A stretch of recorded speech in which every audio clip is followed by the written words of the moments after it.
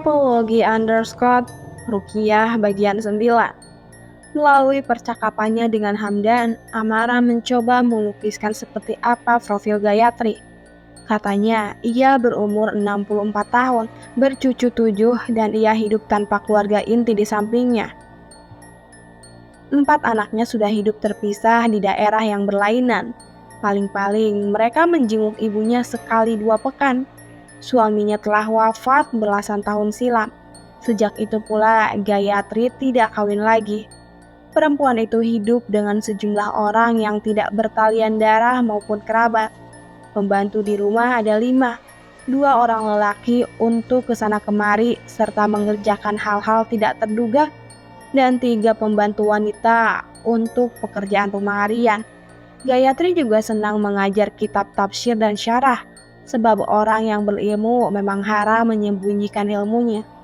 Dengan gambaran semacam itu, yang dapat dihayalkan Amara ialah seorang perempuan yang sudah tua dan mungkin punya ujur kalau bukan lamur, barangkali langkahnya sudah mulai bongkok, serta berpenampilan serba nenek-nenek agamis. Sebanding penampilan, bicaranya pun sepertinya tidak jauh-jauh dari doktrin bernas dan nasihat. Mestinya seperti itu, namun kenyataannya tidak sepenuhnya benar. Gayatri membalikkan anggapan Amara dalam sekali pandang. Gayatri membuka pintu untuk 2 tamunya. Hamdan duluan masuk. Amara mengikuti langkahnya menuju satu ruangan yang kursinya berderet panjang macam ruang jamuan tamu istana. Kursi-kursi itu berlapis kain beludru, warnanya biru dan berkualitas baik. Di bawahnya terhampar karpet tebal yang terasa lembut saat diinjak. Berhadapan dengan kursi-kursi itu dipasang sejumlah meja teram besi yang panjang serta lebarnya hampir menyaingi pintu utama. Pada salah satu kursi itulah Amara dipersilahkan duduk. Ia mengambil kursinya setelah Hamdan lebih dulu duduk. Gayatri punya ketertarikan yang mendalam untuk mengamati Amara. Kebalikannya pun begitu. Dengan demikian, Amara akhirnya memperoleh profil sungguhan dari apa yang sekedar ia duga. Wanita itu mungkin sudah kolot umurnya, tapi bukan sembarang kolot. Bahkan kalau Hamdan tidak membocorkan umur Gayatri, Amara pasti sudah terkecoh. Dia mengenakan kaos berlengan panjang warna putih, dengan bahan yang jatuhnya kelihatan begitu halus, dan Amara dapat membaca logo yang cetaknya besar dan mencolok, Prada. Di bawah baju tersebut, wanita itu memasang celana biru polos dengan bahan yang tampak 2 kali lebih halus dan menggoda, yang meskipun tidak jelas mereknya apa, Amara tak punya pilihan selain menebak kalau itu pun masih Prada atau sejenisnya. Keren betul nenek-nenek ini, batin Amara dicampuri takjub dan secuil iri. Itu bukan cuma mahal dan orisinil, tapi juga selera yang pantas dipuji. Jangan bilang dia mengajar Fathul Bari dengan fashion lebih kece dari ini, gila. Itu pun belum cukup.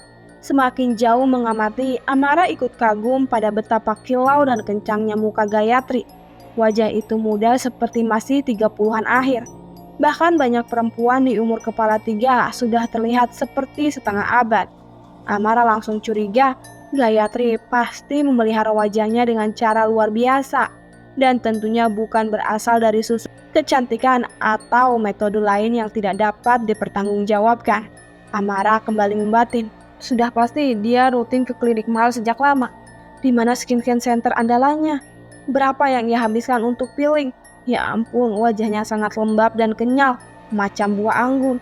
Aku yakin dia juga memakai terapis seharga sedan. Oh, bahkan apa yang dia pakai sehari-hari?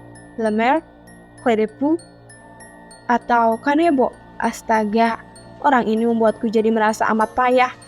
Untung saja tuan rumah tidak mengenakan perhiasan maupun perintilan lain yang bisa membuat Amara makin terheran-heran. Dan ketika gadis itu melirik sandal sude krim polos membungkus kaki Gayatri, ia pun mengira bahwa itu adalah sandal biasa buatan pengrajin Bandung. Andai saja Amara tahu, sandal slop tersebut adalah Brunello Cucinelli. Kesadaran Amara sepenuhnya pulih ketika Hamdan bertanya dalam sunda lemes mengenai keadaan Amelia. Yang ditanya kemudian menjawab dalam bahasa yang dapat dimengerti oleh Amara. Si Amel itu sebenarnya sudah mulai sadar. Alhamdulillah dikasih makan juga sudah nelon.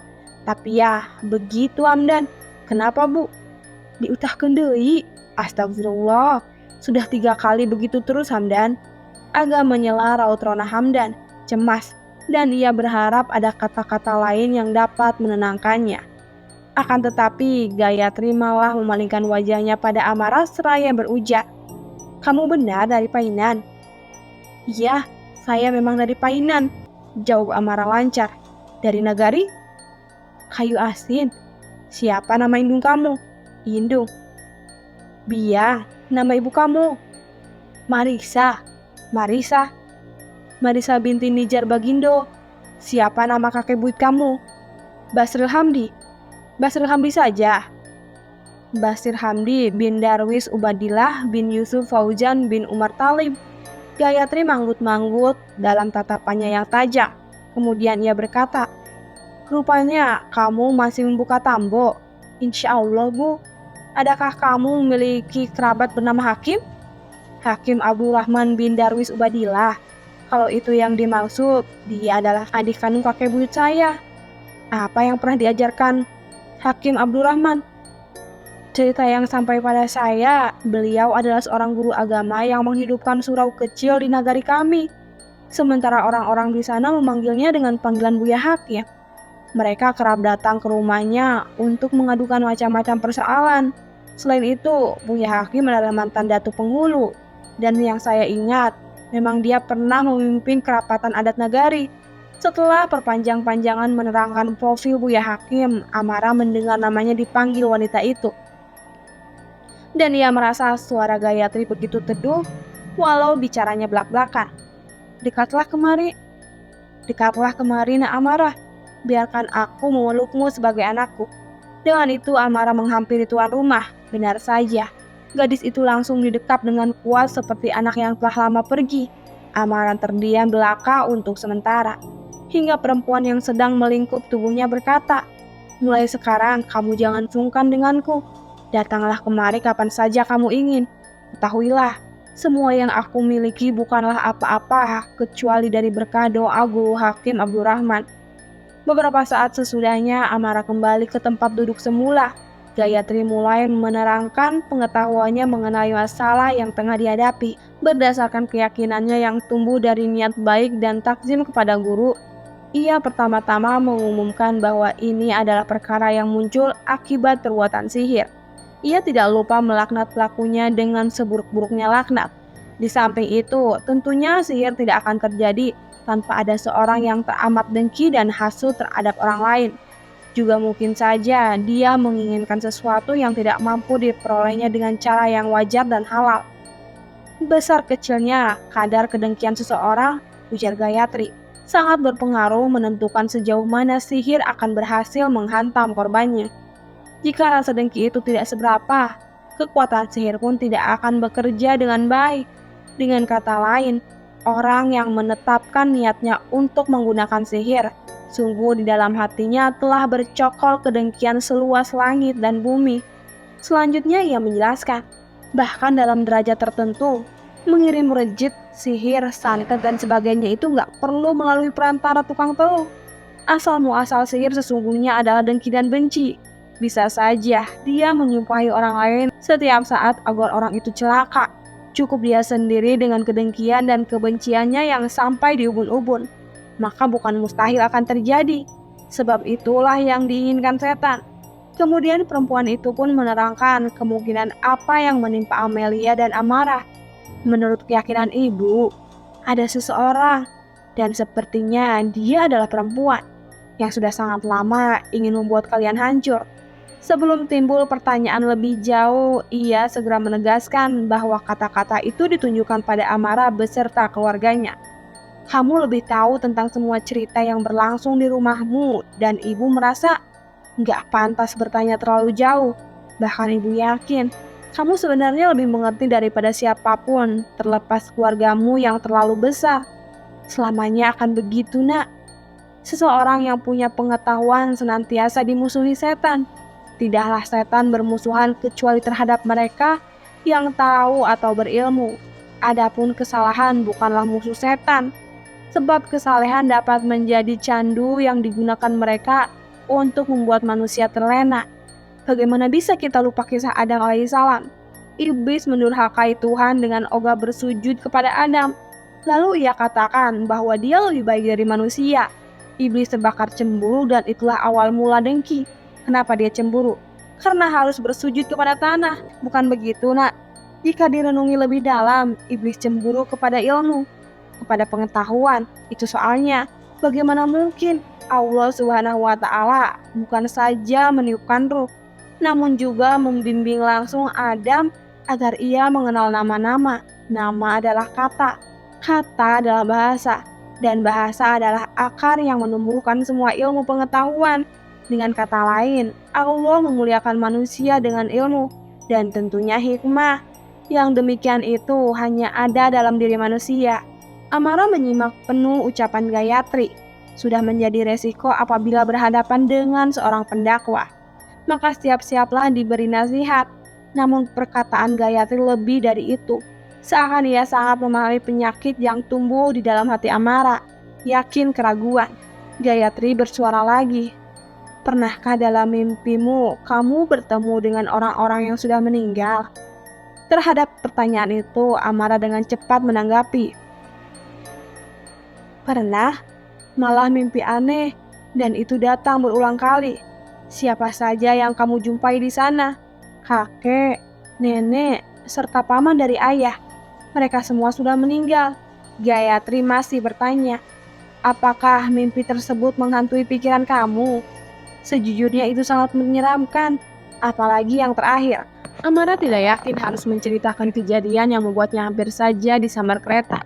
Namun tuan rumah berkata, jangan kamu ceritakan jika ragu. Saya mengalami sleepwalking. Akhirnya Amara memilih bercerita. Entah bagaimana, saya berjalan ke arah rel kereta dan Gayatri segera memotong dengan bertanya, kamu pernah punya gangguan tidur sebelum ini? Belum pernah. Dalam pengaruh obat tertentu? Amara langsung menggeleng. Baiklah nak, kejadian semacam itu bisa saja menimpa karena sebab yang ilmiah. Namun aku yakin bukan itu penyebabnya. Alangkah baiknya jika kamu menceritakan petunjuk yang kamu lihat dalam mimpi. Petunjuk? Sebaiknya segera kamu sampaikan kalau mengingatnya. Amara lekas mengerti maksud dari petunjuk itu, sehingga ia berkata, saya melihat seorang wanita berpakaian hitam. Dia sangat jahat dan mengerikan. Gayatri seketika memajukan badannya lalu bertanya, tentu saja kamu pernah melihat wanita itu, bukan? Benar, dialah yang...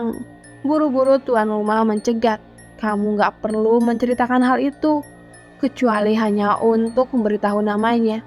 Amara pun mengerti bahwa dia tidak semestinya mengumbar aib orang tuanya dengan tujuan apapun. Untuk alasan itu, diam-diam ia menaruh hormat pada Gayatri. Namanya Mardina. Bibir Amara bergetar menyebut nama perempuan tersebut. Di waktu yang bersamaan, Gayatri tiba-tiba memejamkan mata sedemikian rupa hingga seolah-olah pikirannya yang begitu terusik dengan nama itu. Sekian saat Amara menunggunya membuka mata. Begitu pula Hamdan yang sejak tadi hanya menyimak komunikasi di antara mereka. Akan tetapi hal itu lebih lama dari yang diperkirakan. Tiada seorang pun yang mengerti apa yang sedang melanda Gayatri. Hanya Amara menerka-nerka. Perempuan itu mungkin saja sedang bertempur dengan firasatnya. Oleh karenanya, ia ataupun Hamdan cuma dapat menunggu hingga situasi itu berubah. Adalah Hamdan yang mulanya menyadari serentetan siulan bersayup-sayup dari arah yang tak pasti. Hamdan segera memberitahukan apa yang didengarnya. Hingga terbuka bola mata Gayatri, lambat laun siulan itu makin nyata. Mereka tidak berselisih tentang itu. Itu si Amel, nyaring Gayatri bersama langkahnya yang bergegas ke sana. Dengan semestinya Hamdan dan Amara membuntuti wanita tersebut. Rupanya Gayatri menuju bagian terdalam rumahnya. Ia berhenti di depan sebuah kamar. Sejenak ia melafalkan wirid sebelum memasuki kamar tersebut. Akan tetapi sesuatu yang lain terjadi. Tiba-tiba saja pecah bunyi yang teramat keras dari balik pintu tersebut. Seperti sebuah benda yang besar dilempar sekuat-kuatnya ke arah pintu. Kepanikan seketika mendera semua orang. Gayatri bersecepat mendorong pintu itu, tetapi sial, tidak bergerak sama sekali. Asep, Rahmat, Hadia. Tekik nyaring Gayatri memaksa dua lelaki yang lain tiba dalam hitungan detik. Dari arah rumah sisi belakang, mereka berlari macam tentara sambil panik bertanya, "Ada apa, Ibu?" "Itu, ini buka pintunya." "Heleh, nggak bisa dibuka. Cepat buka.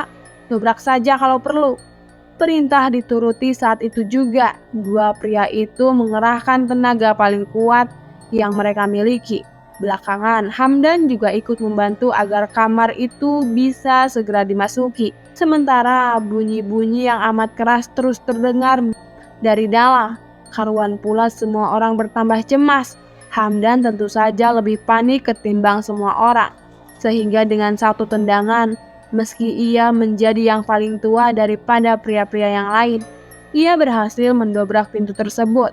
Akhirnya kamar terbuka. Gayatri yang pertama masuk, dan tiap-tiap orang yang ada di situ segera menyaksikan kejadian yang tidak masuk akal.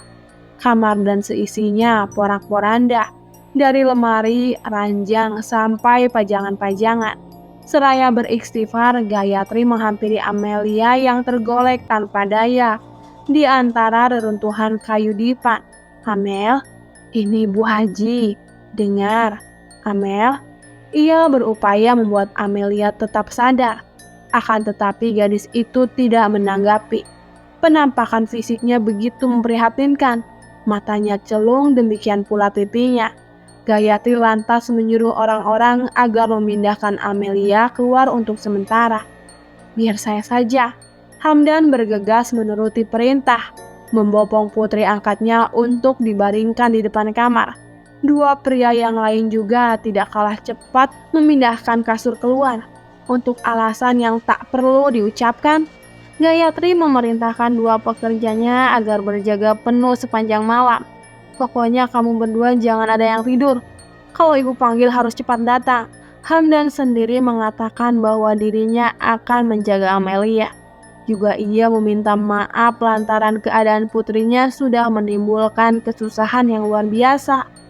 Adapun Amara sejauh ini masih belum mengerti jika Mardina memang berniat mencelakai dirinya dan keluarganya. Bagaimana mungkin dia juga membuat Amelia menderita? Amara hendak mencari tahu soal itu, kecuali tuan rumah lebih dulu berkata, "Kalian tunggu di sini. Saya akan sholat sebentar lalu meruqyah Amelia." Ruqyah bagian 10. Ada aroma kematian mulai tercium. Gayatri sudah menyelesaikan sholatnya. Selanjutnya ia bersiap-siap melakukan ruqyah. Tidak ada yang berubah padanya. Tidak pula tampak persiapan-persiapan khusus untuk mengerjakan pengusiran jin. Sesungguhnya wanita itu bukanlah dukun yang sehari-harinya mengandalkan sesuatu kecuali yang dia yakini berasal dari kitab dan sunnah. Malah sebetulnya ia pun menjauhkan diri dari anggapan orang lain bahwa dirinya punya kemampuan meruqyah. Oleh karenanya, sebelum memulai pengusiran itu, Gayatri merasa perlu menerangkan beberapa hal yang ia percaya kepada dua orang yang datang padanya dengan ucapan sebagai berikut. "Kalian berdua dengarkan kata-kata saya, dan alangkah lebih baik jika kalian mengingat perkataan ini sampai seterusnya. Ketahuilah bahwa perempuan yang ada di tengah-tengah kalian, yaitu Amelia binti Hamdan Gunawan, dengan izin Allah telah mendapat suatu musibah yang berasal dari kedengkian hati seseorang, kebenciannya, dan juga pandangan mata yang jahat. Dia tidak akan merasa keburukan atas sesuatu yang telah menjadi takdirnya, dan mudah-mudahan Allah memberikan ganjaran pahala atas kezaliman yang menimpanya. Apabila Allah berkehendak, maka hal seperti ini adalah kecil baginya, sehingga niscaya dia akan segera memperoleh kesembuhan seperti sedia kala. Kalian berdua haruslah meyakini bahwasanya segala kesembuhan berasal dari Allah, Tuhan semesta alam, bukan dari upaya yang aku kerjakan.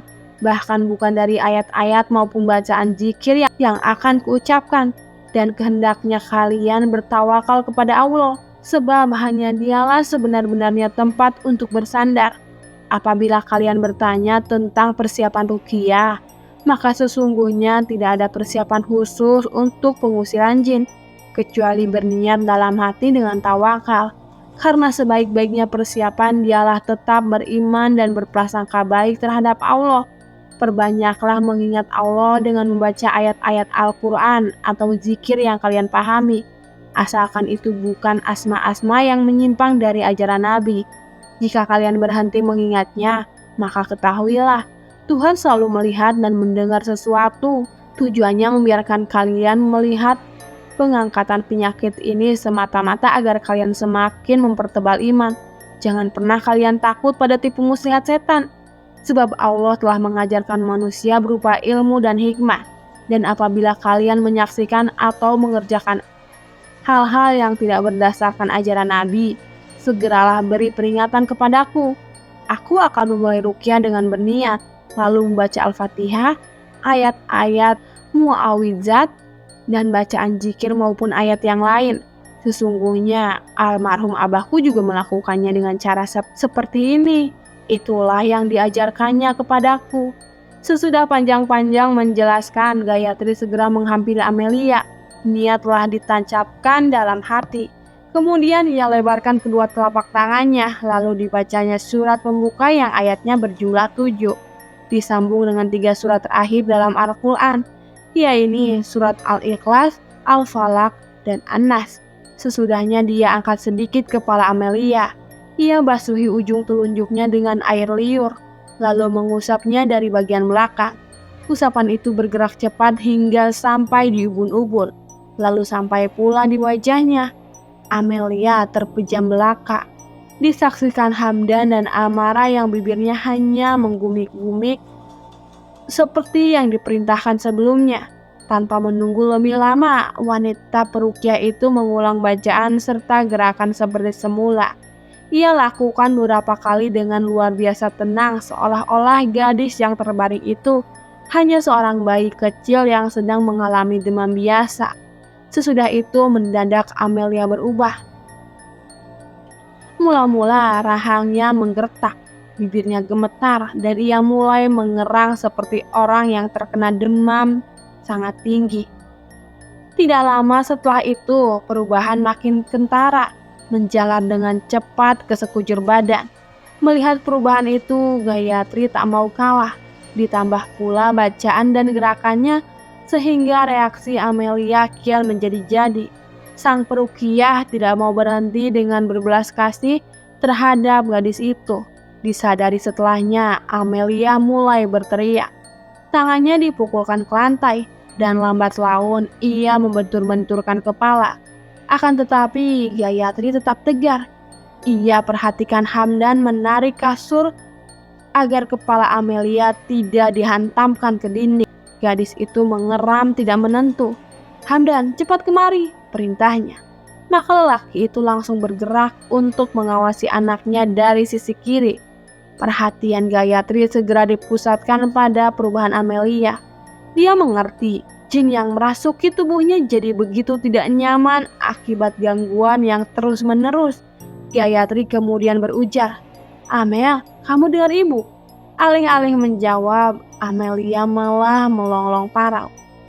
Oleh itu, peruqyah kembali memberondongkannya bacaan ayat-ayat dan doa secara bertubi-tubi, yang mana hal itu justru menimbulkan perubahan yang lebih mendebarkan.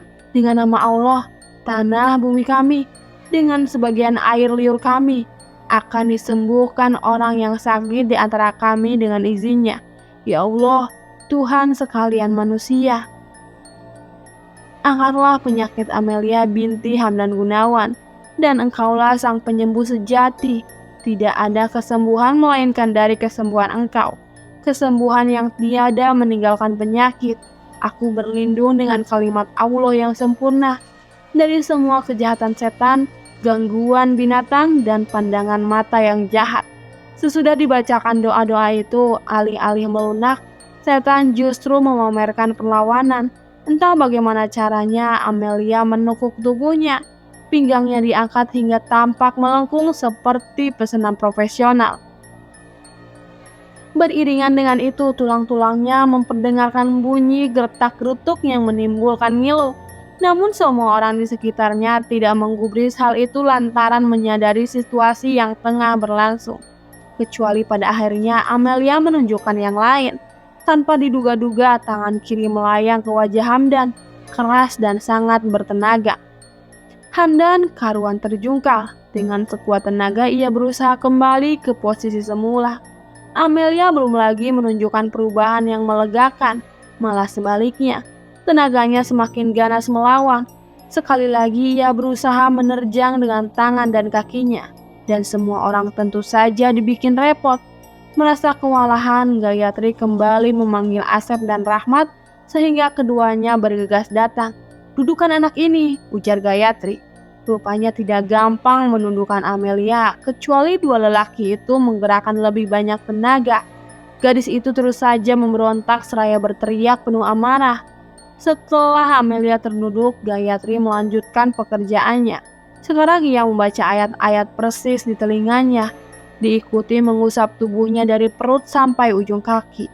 Secara tidak terduga, Amelia tertawa begitu panjang, sejenis tawa yang mengandung ejekan dan kesombongan. Namun Gayatri tidak mau terpancing. Tidak menyerah, ia melafalkan bacaan yang ia yakini pertolongan Tuhan akan datang. Lambat laun Amelia berbalik arah, tawanya padam. Tak lama setelah itu ia tunjukkan teriakan yang menyeratkan amarah murka. "Siapa yang menyuruhmu datang kemari?" Gayatri menginterogasi. "Hahaha, sesungguhnya tidak ada hakmu pada tubuh anak ini. Pergilah setan, goblok. Hahaha. Kalian tidak diciptakan kecuali pandai berbohong dan penuh tipu muslihat." Seketika itu pula Amelia berpaling kepada Pungrukiah. Matanya menyala dan dijejali kebencian. Dan ia berkata dengan serak, "Kalian tidak akan melihat wanita ini kecuali untuk menjumpai kematiannya. Hanya Allah yang berhak atas hidup dan mati manusia. Perkataanmu tak lebih dari tipu daya kaum yang terkutuk." Terhadap kata-kata itu, jin dalam tubuh Amelia langsung menggerakkan tangan untuk mencelakai Gayatri.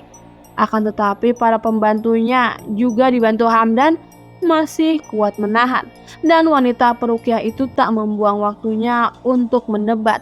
Alih-alih membacakan beberapa ayat permulaan surat Asy-Syaffat yang kemudian diulangnya terus-menerus, ikhtiar Gayatri kali ini sukar dihentikan. Amelia meradang, berusaha melepaskan dirinya dari kungkungan, tapi upayanya selalu saja kandas. Hanya saja jin tidaklah mudah berputus asa. Dalam keadaan makin terjepit, ia entah segan merusak tenaga manusia yang dipengaruhinya. Itulah yang selanjutnya disaksikan semua orang. Mereka saksikan gadis itu mengangkat tulang balikatnya. Kemudian secara tidak terduga ia bengkokkan sendiri tubuhnya ke samping serta longlongan yang terdengar ngilu. Mula-mula sang perukiah tak menggubris pemandangan tersebut, kecuali sesuatu yang lain terjadi. Ia mendengar bunyi yang teramat keras berasal dari tubuh Amelia, yaitu ketika jin secara kejam agaknya mematahkan 9 tulang rusuknya dengan sebegitu rupa. Pada saat itu pula Gayatri menghentikan ruqyah sekaligus menyuruh agar Amelia kembali direbahkan. Tidak lama setelahnya mata Amelia tersingkap. Dia tampak tidak mengerti apa saja yang sudah dialaminya. Berkata Gayatri, "Ibu baru saja meruqyah kamu. Istighfar yang banyak." Walau belum sepenuhnya sadar, Amelia menuruti perintah itu. Kemudian Gayatri menyodorkan gelas air putih yang sudah dibacakan doa untuk diminumkan. Gadis itu pun berusaha menggerakkan badan, tetapi langsung mengerang. "Jangan gerak dulu. Mungkin ada retak atau patah rusuk. Kamu perlu ke rumah sakit untuk diperiksa." Gayatri menduga kalau perkara ini belum tentu selesai. Karena itu ia menyingkir sejenak untuk mengajak Hamdan bicara berdua. "Hamdan, ini mungkin saja akan terjadi lagi. Wallahu alam, kondisi Amel sekarang masih lemah. Apalagi dia memang gampang dipengaruhi jin." "Apa maksud ibu?" Amel masih kerasukan? Bukan begitu. Tapi bisa jadi dia akan kembali dirasuki jin. Astagfirullah. Jujur saja, ibu jarang mendapat firasat seperti sekarang. Barangkali ini adalah karomah guru. Jadi ibu berjanji akan membantu kalian. Kalau begitu, sebaiknya bagaimana menurut ibu? Gayatri tidak terlalu yakin dengan yang akan diucapkannya. Tetapi dia tidak punya pilihan lain kecuali mengatakan, sebenarnya dia lebih baik tetap di sini. Namun sayangnya ibu sudah kandung janji untuk pergi besok sore. Saya ikut saja keputusan ibu. Sementara kita tunggu dulu sampai besok malam. Kalau nggak ada sesuatu yang buruk, insya Allah kamu bisa bawa pulang anakmu. Kalau dibolehkan, saya akan menginap malam ini, ujar Hamdan. Memang betul kamu harus menginap dan menjaga Amel. Nanti kamu pakai saja kamar yang lain. Hamdan mengangguk patuh, namun ia segera terbesit yang lain. Masalahnya Bu, bagaimana dengan Amara? Gayatri berkata, gak usah dipikirin. Nanti ibu minta tolong Asep buat mengantar dia pulang. Di samping itu, ia juga memberitahu Kak beberapa hal yang mungkin saja akan dihadapi. Sesuai pengalamannya, pengobatan sihir tidaklah mudah. Bahkan dia bisa menghabiskan waktu berbulan-bulan atau lebih lama. Untuk itu, ia meminta Hamdan agar bersabar dan berserah diri hanya kepada Tuhan. Wujud ini datangnya gak cuma sekali. Dia bisa dikirim secara bertahap sebelum kembali kepada si pengirim. Dalam kasus yang parah, pengobatan bisa berjalan selama bertahun-tahun. Nauzubillah, mudah-mudahan jangan sampai begitu. Tetapi ibu harus terus terang tentang masalah ini supaya kamu juga siap. Insya Allah saya bersabar Bu. Tapi kalau boleh tahu, siapa yang sebenarnya mengirim ini kepada Amel? Siapa yang mengirim itu gak penting. Setiap perbuatan insya Allah akan kembali kepada pelakunya. Usai bicara dengan Hamdan, giliran Gayatri mengajak Amara bicara empat mata. Di mana orang tua kamu sekarang, Nak? Mereka sedang pulang ke Painan. Coba kamu ceritakan apa saja yang kamu alami akhir-akhir ini. Amara dengan lancar menuturkan serentetan pengalaman aneh yang dimulai dari mimpi-mimpi serta peristiwa misterius yang terjadi di kamarnya. Tak luput, ia juga menyampaikan penemuan sejumlah benda asing yang dipendam di bawah rumahnya di Jakarta. Informasi semacam itu rupanya tidak pernah terbesit dalam firasat Gayatri, sehingga ia berkata, sebaiknya kamu mencari tahu apa saja yang terjadi di tempat tinggalmu sekarang. Amara jadi mengerti. Masuk akal juga yang dikatakan Gayatri. Oleh itu, ia bertekad bakal melacak siapa saja yang pernah mendatangi rumah kosnya. Kalau memang ada benda-benda sihir seperti itu, apa yang harus saya lakukan? Segera bakar, itu lebih baik untukmu dan untuk semua penghuni tempat itu. Amara tidak lagi kesulitan mencerna perkataan Gayatri. Namun ia masih tidak mengerti bagaimana sihir itu juga dapat mencelakai kawannya. Sementara ia tidak punya sangkut paut dengan Mardina. Oleh karenanya, Amara segera menanyakan hal tersebut. Nah, dalam sihir itu nggak ada hal yang pasti. Kita belum tahu yang menjadi maksud dan tujuan si pengirim. Biarkan dia melakukan ini untuk merusak keluargamu atau ternyata ada tujuan lain yang diincarnya. Seandainya kita tahu, tentu lebih mudah bagi kita menghadapinya. Namun ibu lebih suka menganggap orang-orang yang terjerumus ke dalam perbuatan semacam itu, maka di hatinya terdapat sifat yang teramat jahat. Karena itu, kita harus mencurigainya sejauh mungkin. Dalam arti kata, boleh jadi dia memang menginginkan maksud lain. Dan mungkin saja ia sudah terbiasa melakukan sihir.